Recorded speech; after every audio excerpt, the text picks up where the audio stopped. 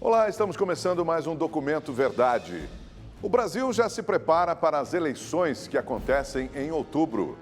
São diversas ideologias, posições políticas, siglas de partidos, milhares de candidatos e alguns até com ficha suja. No meio de tudo isso, o sonho de um país melhor. E você, já sabem quem vai votar? O Documento Verdade de hoje é um guia de cidadania e participação. O repórter Mauro Talhaferri mostra como escolher um candidato, fiscalizar os eleitos, participar da política sem ser um político e até fugir das fake news. Existe muita dúvida no ar. Olha, tá muito difícil. A classe política tá muito desacreditada, tá muito complicado. Tá difícil. Eu ainda não sei. Tô bem indecisa. Tá difícil, né? Escolher diante da situação que o país está enfrentando. E existem certezas que levam a mais incertezas. Vou anular. Por quê? Porque não tem candidato que presta, não tem caráter, não tem vergonha na cara. São sempre oportunistas, né? Sempre buscam o discurso mais fácil, que é para seduzir de uma maneira mais fácil o eleitor. Nenhum vale nada, então vamos anular. Você chega a pesquisar algum candidato, usa algum meio de pesquisa? Perco nem meu tempo. Até agora, pelo menos, eu não vou votar em ninguém. Eu estou na dúvida, né? Mas estou propensa a votar no... Esqueci, dá para cortar? Agora dá para cortar, mas depois do voto ou do não voto na urna, é um caminho sem volta. Eu tô nesse momento escrevendo essa matéria que você vê aí na sua televisão. E enquanto eu escrevia, eu fui até o site do Tribunal Superior Eleitoral fazer uma pesquisa sobre as eleições passadas. Olhar os números aqui de 2014, o número de candidatos a deputado federal, estadual, senador, governador e presidente da República, igual ao que vai acontecer agora em 2018. Em 2014, foram mais de 22.300 candidatos. Pela tendência dos últimos anos, esse número pode até aumentar agora neste ano, em 2018. E será que no meio de tanta gente, de tanto candidato, você não consegue escolher um que tenha a ver com aquilo que você pensa, com aquilo que você quer? O jeito é pesquisar, diz a presidente da organização Voto Consciente. E segundo ela, quanto antes você começar, melhor. Nada de deixar para decidir na última hora. É muito simples. Hoje na internet você pode entrar no próprio site do TRE, vai ter informação. Você pega o nome dessa pessoa, busca a página dela, certifica que aquelas informações são verdadeiras, converse com amigos, veja se não esteve envolvido em escândalo, se não tem processo na justiça, faça uma análise criteriosa, porque assim, é um momento que depois vai valer por 4 anos. Vasculhar a vida dos candidatos é um hábito antigo deste pernambucano. Vejo um pouco a história de cada um, vejo o que é que cada um fez ao longo da vida pública e usando basicamente esses critérios, eu acabo escolhendo quem é meu candidato. Mas como fazer essa pesquisa? Confira as dicas que nós pegamos com cientistas políticos. Primeiro, descubra quais são seus próprios valores, causas e ideais. Como você pensa? É importante que o seu candidato pense como você. Visite as páginas e redes sociais dos partidos políticos na internet. Saiba se a ideologia é parecida com a sua e se eles não estão envolvidos em corrupção. Veja quem são os candidatos e candidatas aos cargos e selecione alguns. Na internet dá para ver o histórico pessoal e profissional. E fique atento à participação em escândalos. Mas atenção, confie em sites oficiais e em veículos de comunicação conhecidos. Fuja das informações falsas. É bom saber também se ele não é alguém famoso, um puxador de votos para eleger candidatos menos populares. E preste atenção às propostas. Elas são realistas? São compatíveis ao cargo que ele ou ela pretende ocupar? São coerentes com o que o candidato realmente pensa? E nunca deixe ninguém tomar a decisão do voto por você. É sua responsabilidade. Hoje, com acesso à internet e às ferramentas da tecnologia da informação, essa pesquisa ficou muito mais fácil. Dá para dizer que o voto consciente está na mão do eleitor. A Fundação de Defesa do Consumidor Reclame Aqui lançou um aplicativo para celular chamado Detector de Ficha de Político. Essa equipe pesquisa processos com envolvimento de políticos em casos de corrupção e abastece o aplicativo com as informações. São só informações públicas e, é bom dizer, informações oficiais, só informações que estão nos tribunais, nos ministérios públicos e tudo, lógico, é ligado à Lava Jato. Nós estamos colocando lá e dando prioridade. No aplicativo, a pesquisa é feita por reconhecimento facial. Se a pessoa não for política, ela não é identificada. Foi o meu caso. Se tiver atuação política e ficha limpa, a tela indica a inexistência de processos. Mas se houver problemas com o político, a tela muda para a cor roxa e surge a lista de investigações e processos contra ele. Cerca de 1.000 políticos já estão cadastrados. Até as eleições serão 7.000. Dos corruptos, aqueles que nós pintamos de roxo, nós vamos batalhar para que 30% pelo menos não volte mais nem para o Senado, nem para a Câmara Federal. Mesmo que você não tenha acesso à internet, há muita informação disponível. Rádios, jornais e televisões promovem debates, entrevistas e sabatinas com os candidatos.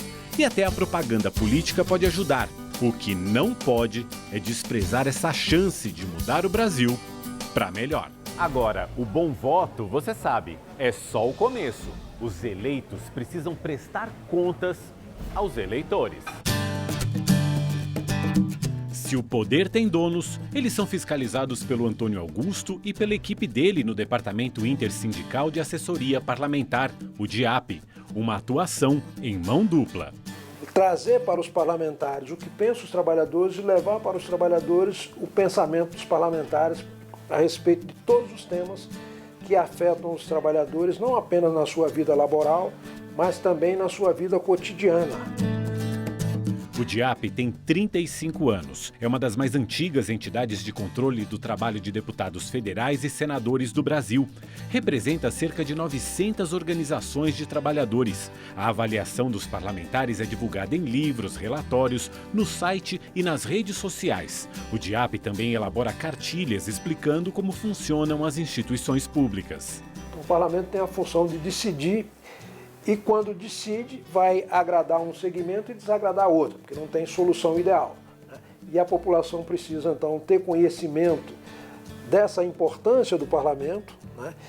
E ter a capacidade de fazer um julgamento mais isento possível do desempenho dos parlamentares frente às agendas e às políticas públicas que deliberam. Uma ferramenta mais recente de fiscalização é o Ranking dos Políticos, criado há 6 anos pelo empresário Alexandre Ostrowiecki. Eu gosto de pensar que não apenas incomodar, digamos, os maus políticos, o ranking permite que os bons políticos apareçam. Porque no Brasil ainda tem um paradigma muito claro na população de que ninguém presta. O site tem um conselho de economistas, advogados e cientistas políticos que dá notas aos parlamentares federais. Quem vota a favor de pautas de liberalização da economia ganha pontos. Quem vota contra, perde. Os que se envolvem em corrupção ou gastam mal as verbas públicas também têm a nota reduzida. A gente tem 3 bandeiras no ranking: anticorrupção. Então, qualquer tipo de processo judicial ou leis que favoreçam a corrupção, a gente perde pontos, tira pontos do político no ranking. Antiprivilégios, então a gente quer um governo que seja igual para todos, sem castas e grupinhos privilegiados, mamando, né, nas tetas do poder. E antidesperdício. A gente quer um governo eficiente que faça o foco nos serviços básicos para a população. Diz a sabedoria popular que político é igual cozinhar feijão. Só funciona na pressão. E essa pressão quem faz somos nós, os eleitores. Fiscalizar, acompanhar, cobrar que os nossos representantes cumpram os seus compromissos de campanha faz parte da cidadania. E tudo isso pode ser feito sem sair de casa. Nos sites da Câmara dos Deputados, do Senado Federal, das Assembleias Legislativas e das Câmaras Municipais, você acompanha os projetos de lei, os votos e a presença de cada parlamentar. Também verifica como eles gastam as verbas e participa de enquetes sobre projetos em andamento. Outras fontes de informação e avaliação são sites independentes, como o DIAP e o Ranking dos Políticos, que nós já mostramos aqui, além do Atlas Político, o Transparência Brasil, o Congresso em Foco e o Vote na Web. Verifique também as páginas da Presidência da República e dos governos estaduais e municipais. Em muitos desses sites, você encontra os telefones, endereços e e-mails do gabinete de cada representante. Use e abuse. Os políticos também têm perfis em redes sociais. Interaja com eles.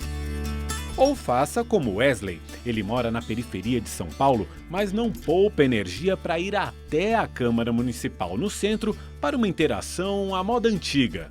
Face a face com os vereadores, levando as reivindicações do bairro onde mora. Então, além do voto, é necessário que haja esse acompanhamento e que a população seja presente nesses mandatos. Afinal, eles são os nossos representantes. Eles não estão aqui para atuar por causa própria. Eles estão aqui para atuar em nome dos tantos mil votos que eles tiveram e que precisam se fazer presente na vida dessas pessoas em forma de políticas públicas. Eu já vi prefeito mudar completamente decisões e mesmo aqui a Câmara mudar votações quando chega a população organizada e pressionando.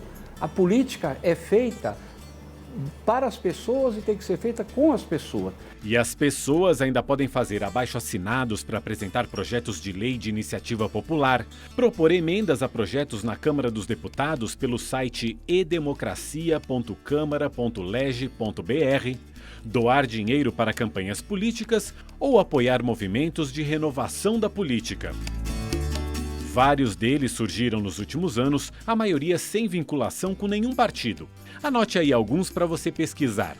RAPS, Agora, Acredito, Brasil 21, Movimento Brasil Livre, Frente Favela Brasil e Renova Brasil.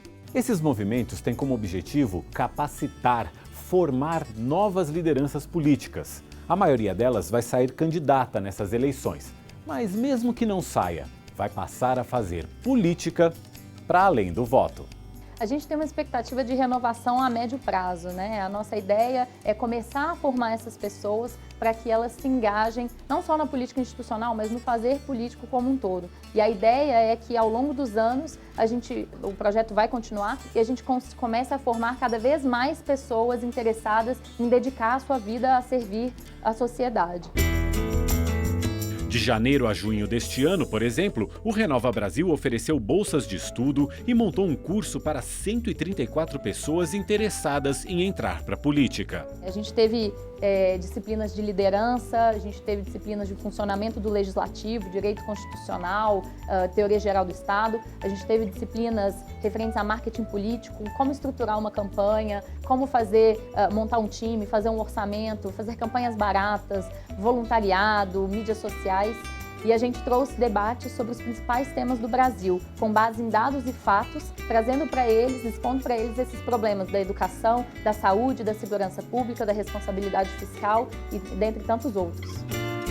E o movimento não acaba após as eleições, porque a mudança para um país melhor começa com o voto e segue com a participação de todos, todos os dias.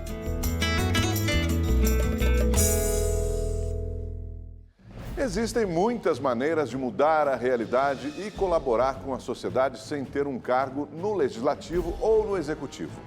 Esse é o papel dos líderes comunitários, de cooperativas, movimentos sociais, diretórios acadêmicos, sindicatos. É a população apresentando soluções ao poder público. O repórter Mauro Taleferri mostra agora como é possível fazer política sem ser um político. Então, você votou. E agora? Vai ficar parado esperando as coisas melhorarem? O Raimundo, o José Luiz, o João, a Júlia e o Henrique preferiram agir. Justamente por isso tem que ter a questão da união. E a união vai todo mundo lá, o cara não vai brigar com 30. Vila Brasilândia, periferia norte de São Paulo, é carência para todo lado.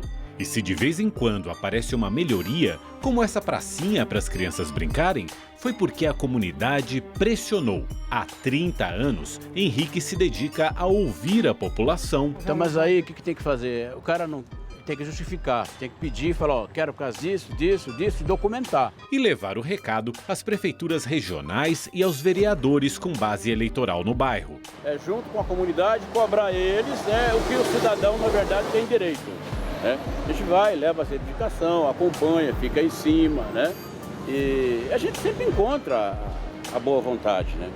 Agora, quando trava um pouquinho, você tem que ir lá, tem que bater na porta, como diz o outro. Vamos cobrando para conseguir a benfeitoria. Na zona oeste da capital paulista, Júlia é uma das pioneiras do Conselho Comunitário de Segurança do Morumbi. Ajudou a fundar o Conseg há 25 anos. João é o sucessor dela na presidência da entidade. É nesta sala aqui que são realizadas as reuniões mensais do Conselho. Para cá, os moradores da região vêm com suas críticas, suas sugestões. A sala, inclusive, foi ampliada recentemente. Acabou de passar por uma reforma para ampliação. Eu contei aqui 55 cadeiras. João, como é que é a participação das pessoas? Essa sala aqui, ela fica lotada nas reuniões? Tem ficado, sim, quase completa. E depende da situação, da demanda que o bairro tem. Às vezes até excede a quantidade de cadeiras que nós temos disponível para os participantes. João e Júlia fazem mapas e estatísticas das ocorrências policiais e recebem reclamações sobre ordem pública, como os pancadões, zeladoria, iluminação e sinalização de trânsito. As informações também chegam por mensagem no celular e são compartilhadas com outros conselhos de segurança de bairros vizinhos. Normalmente, eles negociam soluções com o legislativo e os executivos estaduais. Mas também tem iniciativas próprias, como a construção dessa base da Polícia Militar junto ao estádio do Morumbi. A obra contou integralmente com recursos de empresas e comerciantes do bairro. Júlia, João, vocês não são políticos. Não. Mas vocês têm uma atuação política no sentido de uma participação na sociedade, uma participação, uma interlocução com um ato político. Com os órgãos públicos também. Pois é. Como é participar ativamente da vida da sociedade? Ao meu ver, é uma contribuição de cidadania que você faz. Porque as pessoas, eu mesmo, antes de começar a trabalhar no Conseg, eu era um pouco alheia aos problemas públicos. Eu achava que eles tinham a obrigação deles de fazer e eu fazia a minha parte, pagando impostos, fazendo o que devia. Mas a partir da problemática local, a gente começou a ver que não, que a gente tem que interferir da maneira que pode para tentar melhorar. A prevenção é uma delas. Você pode fazer muito para ajudar as polícias. Ajudar é tradição de família no Jardim La Pena, no extremo leste de São Paulo. A Sociedade Amigos do Bairro foi fundada pela mãe do Raimundo. Nascido na região há 55 anos, agora ele é um dos líderes comunitários do bairro. A escola, algumas pracinhas, a unidade básica de saúde, o campo de futebol e o acesso à estação do trem são conquistas da mobilização da população nos últimos 10 anos. O Jardim La Pena fica a cerca de 30 quilômetros da Prefeitura de São Paulo. Com essa distância toda, o pessoal aqui percebeu, e já faz um bom tempo, que para ser ouvida nos gabinetes, a comunidade precisava se organizar. A faixa na rua pede sugestões para a elaboração do Plano de Bairro, um mecanismo que consta no Plano Diretor paulistano há 4 anos. O documento prevê 32 ações no bairro e elaborá-lo deu um trabalhão. Desde maio do ano passado, foram 112 reuniões do colegiado local, formado por pessoas que trabalham no bairro, nas áreas de saúde, educação, assistência social, além dos líderes comunitários. 8 reuniões abertas à população, 4 com agentes de saúde, 8 com a Prefeitura Regional, 5 com secretarias municipais, 6 participações em audiências públicas da Câmara Municipal e 2 encontros com a relatoria do orçamento do município. Tudo isso porque o plano vira um decreto com destinação de recursos públicos para executar as obras previstas nele. Quando você chega num plano elaborado, como o plano de bairro, e vai dialogar com o legislativo, com o executivo, com o Conselho Municipal de Política Urbana, tem um outro trabalho que a própria comunidade vê como muito importante: a transposição, sem perder a ternura, da linguagem comunitária para a linguagem técnica que o poder público entende. Em outras palavras, é a população apresentando suas próprias soluções ao poder público. É um jeito de nós... Eu vou ser meio radical, mas é um jeito de nós ensinar os nossos políticos, tá? Que nós não ganhamos nada para isso, e nós ensinar a eles como é que faz a política. É fazer política sem ser político, ou ser político sem precisar da política partidária.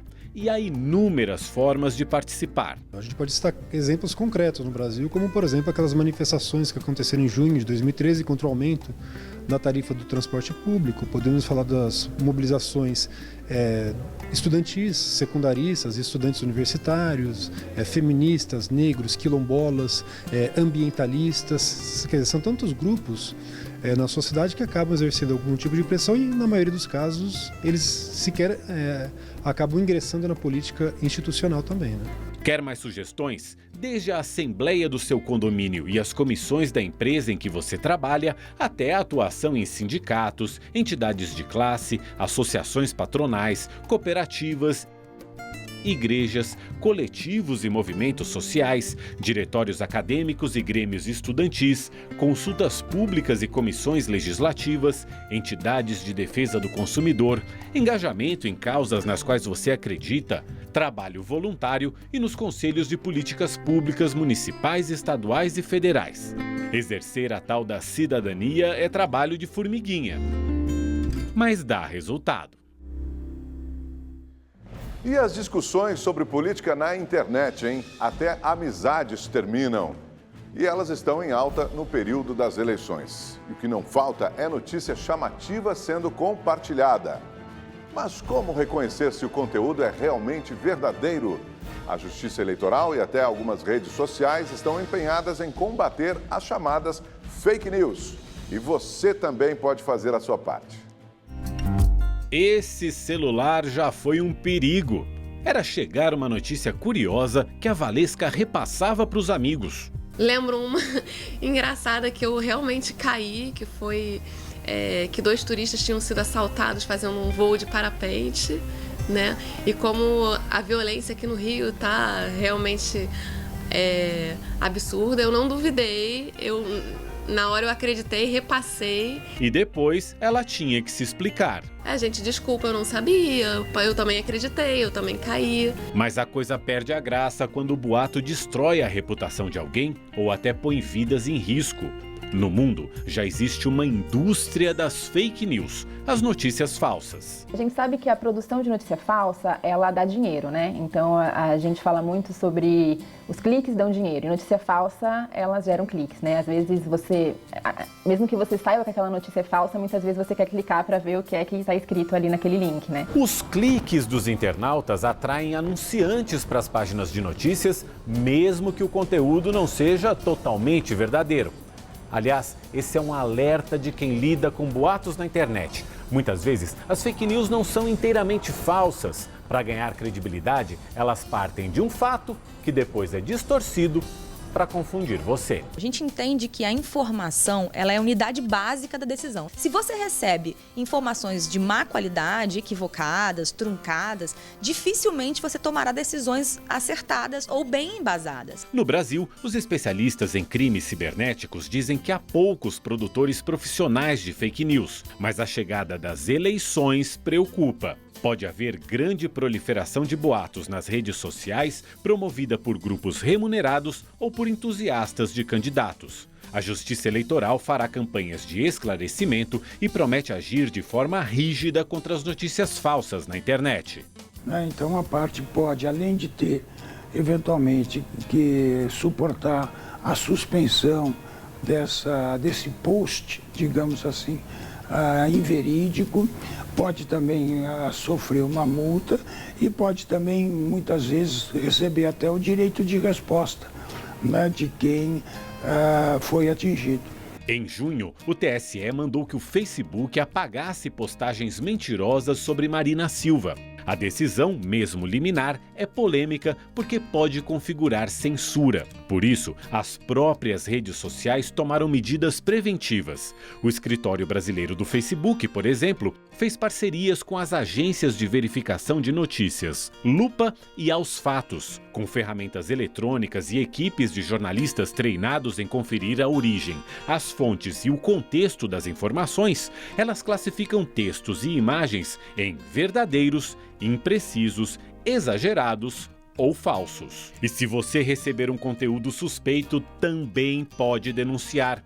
Clique nos 3 pontinhos no canto direito superior do post. Vai surgir um menu. Clique em dar feedback sobre essa publicação. Abrirá um novo menu com várias opções de problemas. Uma delas é notícia falsa. Clique e envie. A notícia será direcionada aos verificadores. Se ela for classificada como mentira, o Facebook vai reduzir a aparição daquele link e impedir que o site seja remunerado. Nos Estados Unidos, que essa iniciativa já existe há algum tempo, a gente percebeu que as notícias falsas, elas despencam, o alcance orgânico delas despenca em até 80% depois que elas são classificadas como falsas pelos checadores na plataforma. Mas atenção! Mesmo que seja falso, o conteúdo não será excluído do Facebook, apenas inibido. Ou seja, a decisão de ler e de compartilhar ainda é sua. O Facebook montou um guia para você fugir das notícias falsas. Algumas dicas são: desconfiar de manchetes apelativas em letras maiúsculas, cheias de exclamações. Olhe se o endereço do site não é uma imitação de sites autênticos de notícias. Você conhece o autor do texto? Sites de fake news são muitas vezes mal escritos e mal diagramados. As fotos têm sinal de montagem? Confira se as datas citadas na notícia fazem sentido. As informações no texto são baseadas em fatos, evidências e fontes que você confia? Esse perito criminal federal, especialista em tecnologia da informação, recomenda ainda cuidado com a quantidade de dados pessoais que você fornece nas redes sociais. Ao colocar todas as informações suas, pessoais, informações da sua família, informações dos seus bens, informações dos lugares que você frequenta, você está municiando emissores de fake news para direcionar mensagens que estejam adequadas ao seu perfil e fazer com que você acredite nelas. E na dúvida, lembre da regra geral. Não tenho certeza, mas compartilhei.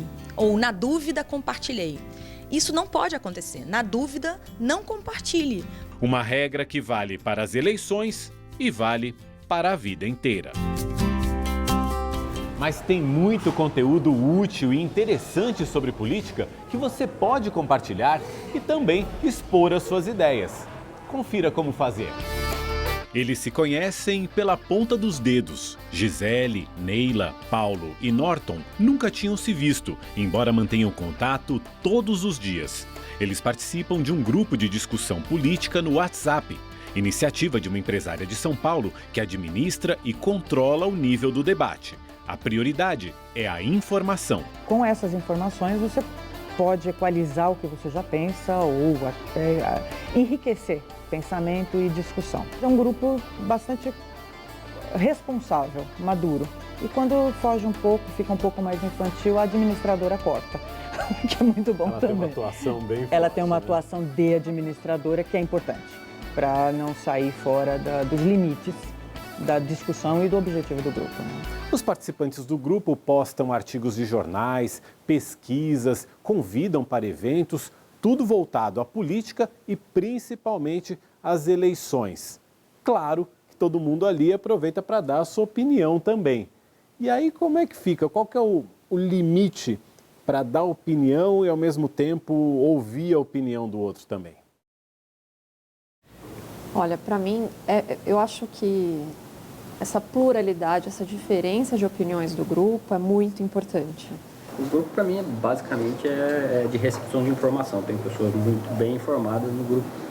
Eu procuro mais absorver do que falar. Eu só falo quando realmente tem algum ponto a acrescentar ou alguma informação que eu recebi de outra fonte que possa acrescentar na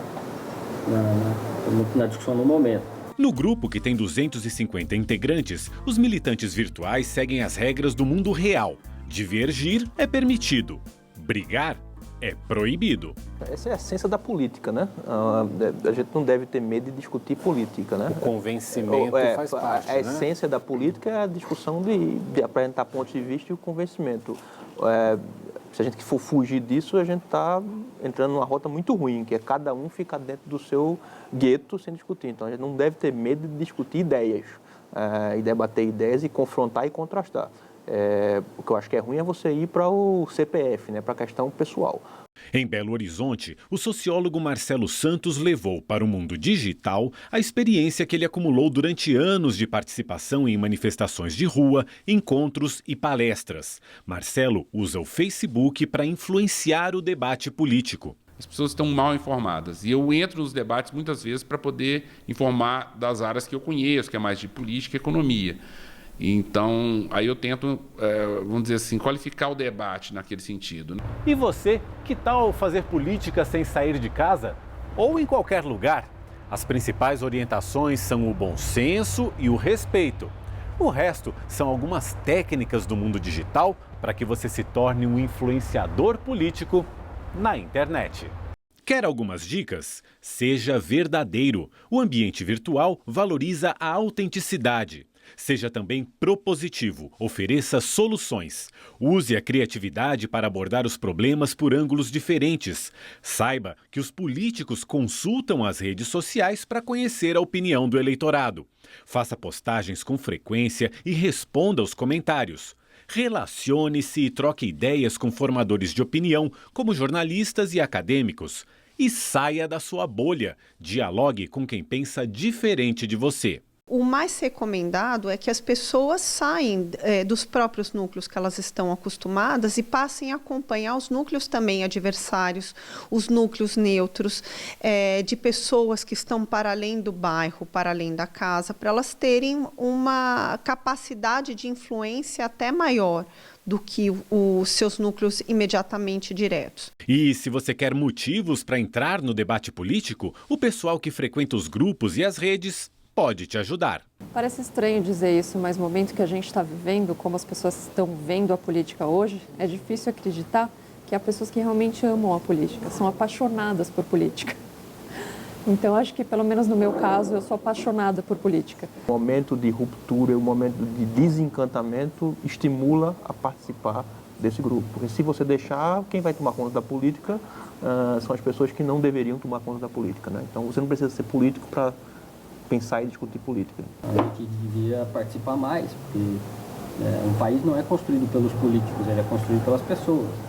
E, discutir o que a gente quer para o país é importante. Eu iniciei no grupo porque eu acho que o Brasil pode ser muito melhor do que ele é. Pode ser e será se a gente trabalhar para isso. E pode começar com a ponta dos dedos. Olha, discutir política no mundo real ou virtual requer alguns cuidados. A gente pode discordar, mas sem perder a amizade. Os dedos que teclam são também os dedos que apedrejam.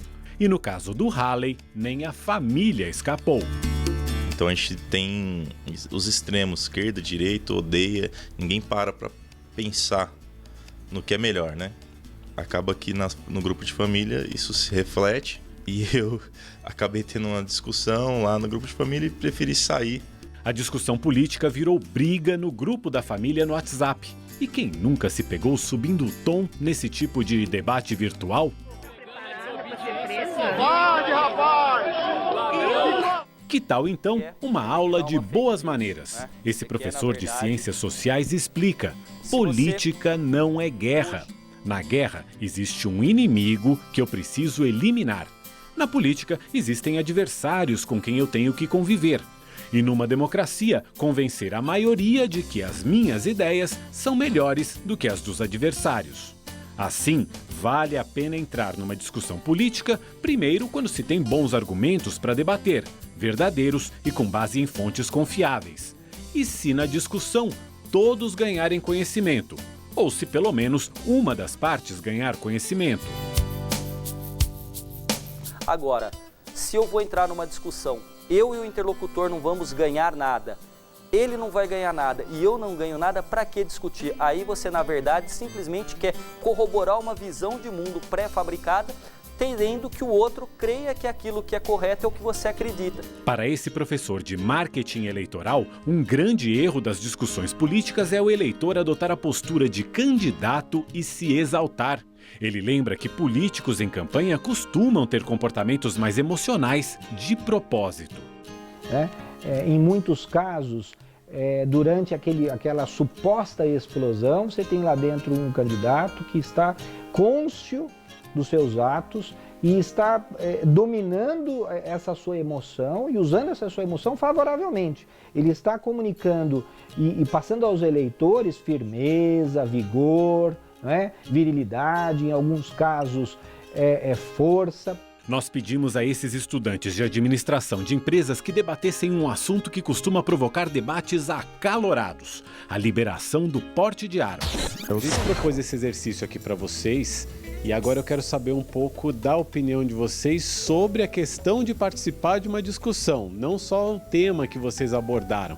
Eu quero saber, é possível entrar numa discussão de um tema polêmico sem perder a ternura? Quem quer falar? Acho que é super válido discutir, porque às vezes eu tenho o meu ponto de vista, minhas convicções. Ouvir a opinião do outro, se não muda a sua opinião, ela enriquece os seus argumentos para continuar na sua opinião. Quando eu entro numa discussão, eu quero colocar as minhas ideias, mas eu estou disposto a escutar também. A gente percebeu que teve gente que deu opinião contra, deu opinião a favor, mas teve um pessoal também que ficou quieto, preferiu não se manifestar. Eu quero saber, quem não se manifestou, por que razão decidiu ficar em silêncio? Eu acredito que para defender uma ideia você precisa ter fundamentos e você precisa estudar a fundo. Eu acho que depende do nível de intimidade que você tem entre o locutor e o ouvinte, né? Se a pessoa estiver aberta a ouvir, é uma coisa. Se ela já estiver com uma opinião formada e for contra ela, pode ser que você perca a amizade. E para não perder a amizade nesse turbilhão de postagens políticas, a dica, que é o que eu não faço, não discuta, não adianta nada. Não resolve, não muda a opinião de ninguém, nunca. E eu já passei horas discutindo, nunca ninguém falou, pô, Haley, realmente você tem razão, ó, esse partido foi golpe, não foi golpe. Não adianta, não adianta. Faça o que ele diz, não faça o que ele faz.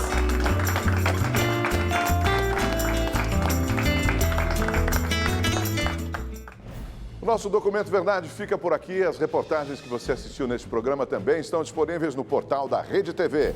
Até o próximo programa.